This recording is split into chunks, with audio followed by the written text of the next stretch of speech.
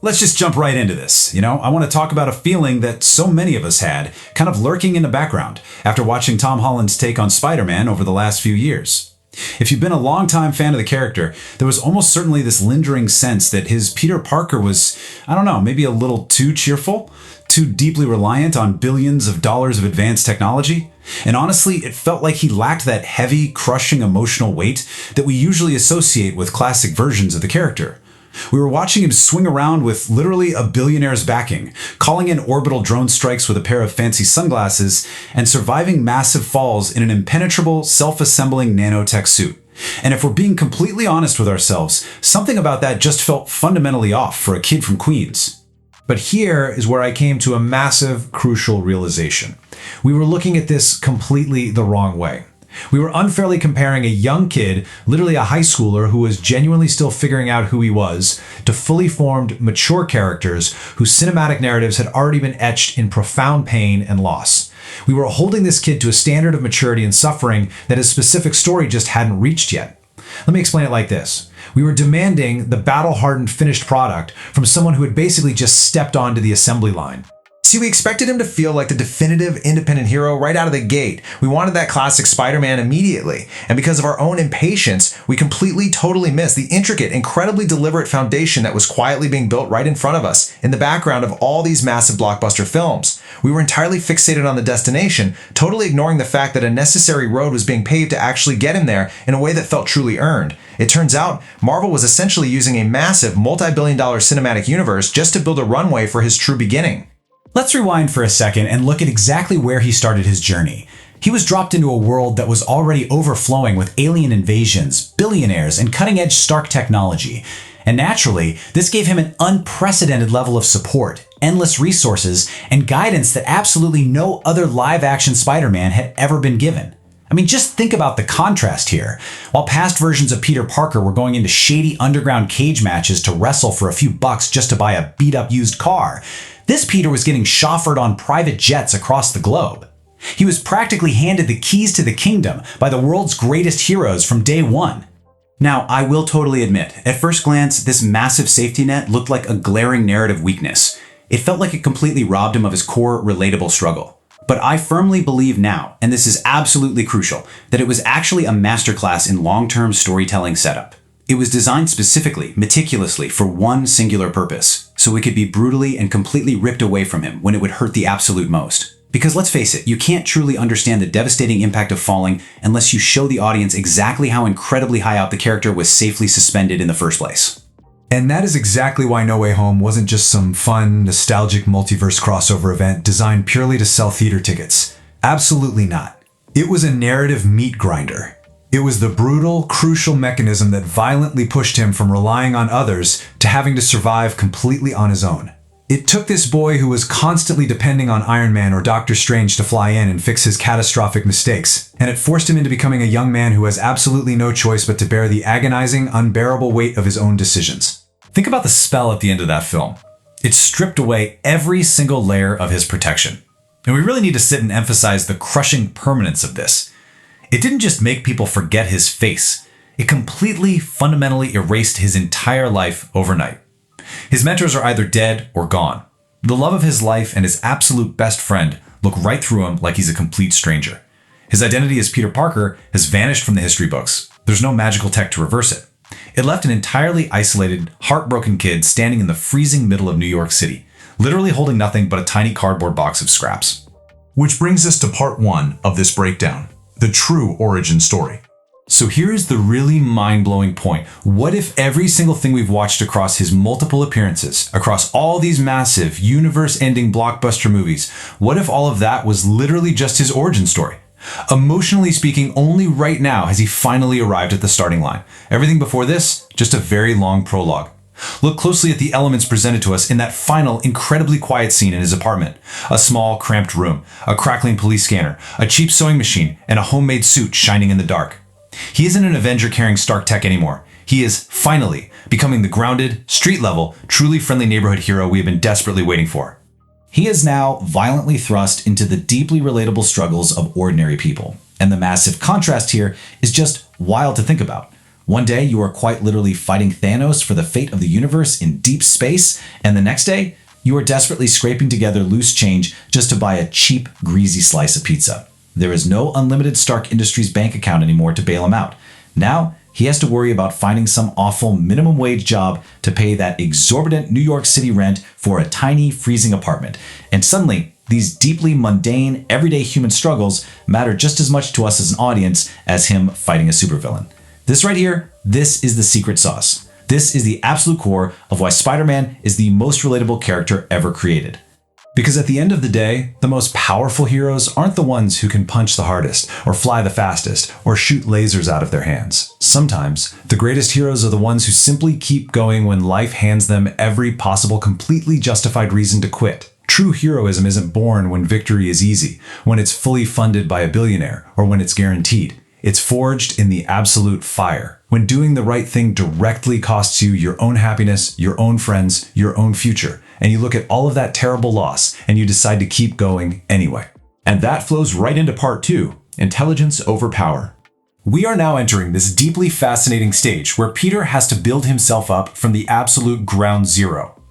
Every great version of Spider-Man eventually reaches a point where his sheer intelligence becomes just as vital, if not more so, than his superhuman strength. But now he must use his own mind instead of relying on a billionaire's automated AI-driven laboratories.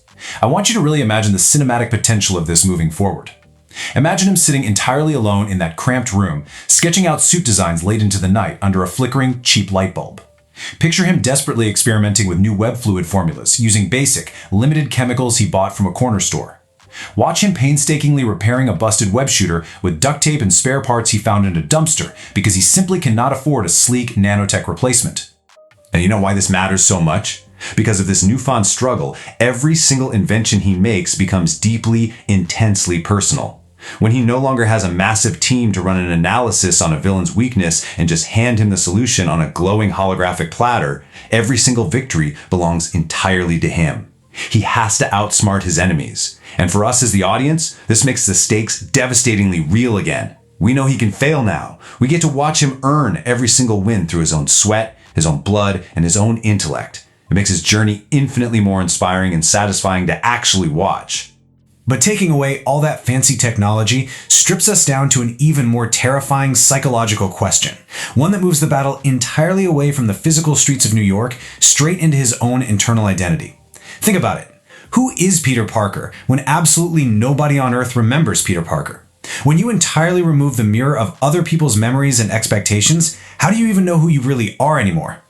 Because he spent years desperately trying to balance all these different, incredibly conflicting versions of himself, right? He wanted to be the loyal best friend building Lego Death Stars with Ned. He wanted to be the normal, everyday kid who could just go on a nice date with MJ without the literal world exploding around them. He wanted to be the brave, perfect Avenger capable of deeply impressing Tony Stark. But now all of those identities are completely gone. Erased. Every single source of external validation has just evaporated into thin air. He has been forced into a corner where he must define exactly who he is entirely in the dark, with no one to guide him. And honestly, this brings us to what I absolutely love most about the core of this character. An identity that's built on fame, on public recognition, or on $1 billion fancy suit. That can disappear overnight. We literally just watched it happen. But an identity built on deep, unshakable values, that survives absolutely everything. The radioactive spider bite, all it did was give him physical abilities. It didn't create his heart. His overwhelming goodness, his immense empathy, all of that existed long before he ever crawled on a single wall. Let's really understand exactly what he does after losing literally everything a human being can lose. He doesn't quit. He doesn't become a villain. He doesn't seek revenge against a world that forgot him. No, he sits alone by that cheap police scanner, sews a fabric suit from scratch, and actively chooses to jump out the window into the freezing night to protect people who don't even know his name. He demonstrates heroism in its absolute purest, most completely unrewarded form. It's not about the glory. It's never been about the fame. It is and it always will be about responsibility. And that sets the stage perfectly for part 3, the ultimate enemy. This opens the door to what I truly think is the most captivating and undeniably the darkest part of this upcoming era for Peter. We are completely moving past the colorful, cosmic, world-ending threats, and we are stepping into a brutal, terrifying psychological battleground. His greatest enemy moving forward is not going to be a guy in a giant mechanical bird suit or an alien symbiote. His greatest enemy is going to be profound, crushing, suffocating loneliness. Most ordinary people would completely break under that specific kind of pain. Look at the villains he's faced, like the Vulture or Mysterio. They broke under far, far less pressure. They became deeply bitter, furiously angry, and incredibly resentful at a world that took from them. It's something I want you to really think about when we are analyzing his future. How long can someone carry that massive, overwhelming burden completely alone? How long can you realistically keep giving pieces of your own soul to protect a city when life relentlessly keeps taking absolutely everything you love away from you? His internal, psychological battle against sheer isolation and despair is going to be infinitely more dangerous and compelling than any costume supervillain he will ever face in a dark alleyway.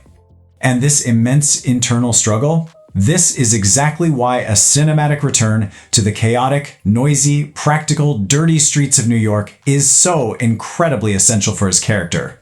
Spider-Man doesn't belong hovering far above humanity in a sterile spaceship or a pristine, billionaire-funded Avengers compound. He belongs intertwined with the grime and the grit of the city. We need to hear the blaring sirens. We need to see him swinging off rusted fire escapes and rattling along the sides of subway trains, because it creates a deep emotional intimacy, perfectly contrasting the vast emptiness of space with the intense claustrophobia of the city. It shows a flawed, struggling human being just trying to do his absolute best among ordinary, everyday people. And this perfectly illustrates exactly why this character endures generation after generation. Audiences don't truly connect with invincible gods who always win effortlessly without a scratch. That's boring.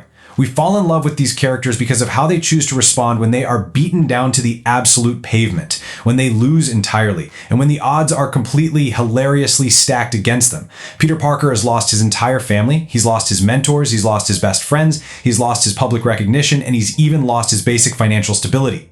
Yet, despite all of that absolutely overwhelming tragedy, his quiet, stubborn, relentless persistence to just put on the mask, to ignore the biting cold, and to keep moving forward is what elevates him from a fun comic book character to absolute, undeniable legend status. I truly deeply believe we are about to witness the rise of the definitive live-action Spider-Man of an entire generation. We're going to watch someone who understands the crushing, immense weight of responsibility more deeply than anyone else in that universe, precisely because it literally cost him everything he had to learn it. Which leaves us with this final, genuinely haunting question. What will Peter Parker become now that the spotlight is completely gone, the Avengers are just distant memories, and absolutely nobody is watching him?